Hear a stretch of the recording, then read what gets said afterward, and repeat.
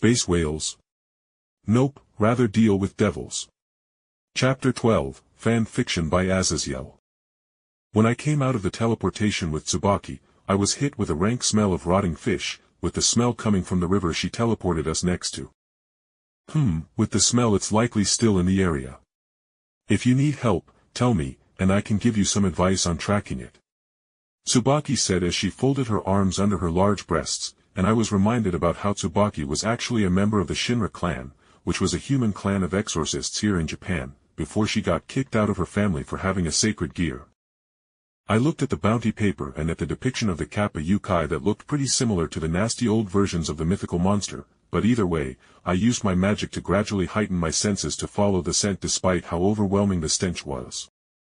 The Kappa was rated as being barely above the strength of an average human with the ability to breathe underwater and to spit out globs of water at decent speeds, as was typical for their race. Just typically, Kappas didn't drown a dozen humans in the course of a week, and even fucking got caught on a security camera, which made his bounty a priority target for his rampant stupidity. It was one thing to feast upon humans. Some races simply were born with the need, but to actually get caught on camera was an issue for everyone. So I just followed the smell of rotting fish, and as I followed it, I frowned as I smelled other terrible scents. Tsubaki snorted at the scent as she recognized it, and a couple of minutes later, following the riverbank, we found a large wooden collection of sticks, branches, and stones that made up something like a beaver den. "What the hell is that smell?" I said as it smelled like roadkill mixed with more chemical smells. Tsubaki softly spoke as she pulled out a large ornate Japanese spear I think was called naginata. Yukai can gain strength in two ways, primarily other than very difficult training. 1, they make humans deeply fear them, and second, the act of eating them.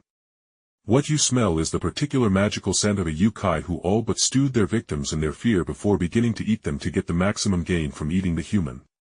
Tsubaki explained with distaste before jerking her free hand to the burrow with a cold smile.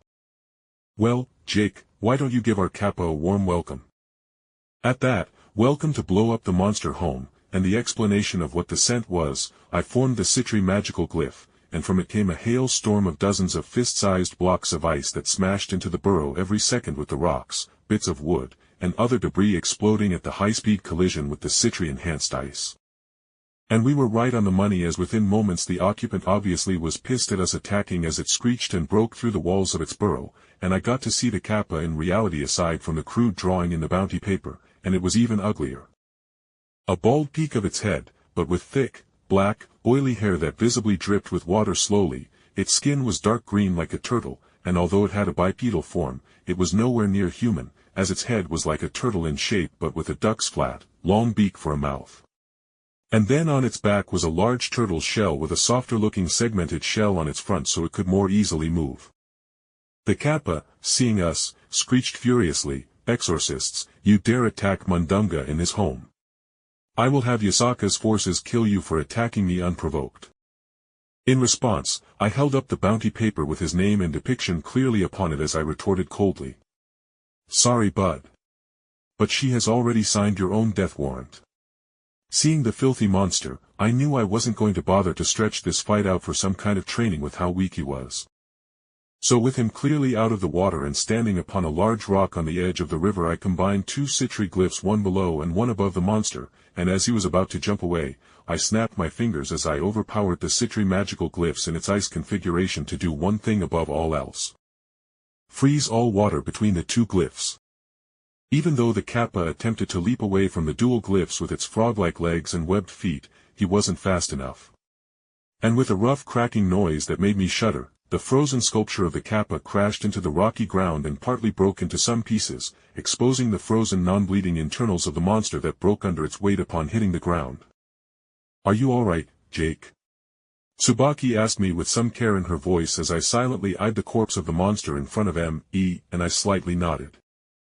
Honestly, even if the monster could talk, I was so far removed from caring for it that I didn't feel bad at all in killing it.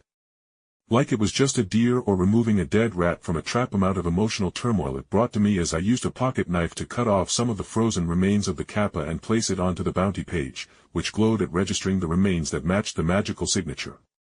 "That was well done, Jake, but I can tell you emptied more than half of your magic in that one attack. What would you have done if there were more monsters that were feasting, or what if he simply dodged that attack? Tsubaki questioned, and I wryly smiled as she grilled me on the mistake I made. I have you for backup if there are more monsters, but in the case of myself running out of mana, I do still have my soulbound sword, I said, and she paused and shrugged before smiling as I blinked as a small pouch fell out of a small portal above the bounty paper that I caught.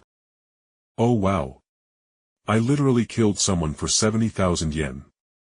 I said dully as I did the mental math and realized this was about $500. Tsubaki at my tone snorted, and I felt her hand clap my shoulder as she used her other hand to create a magical glyph that created a pillar of flames that engulfed the remains of the kappa.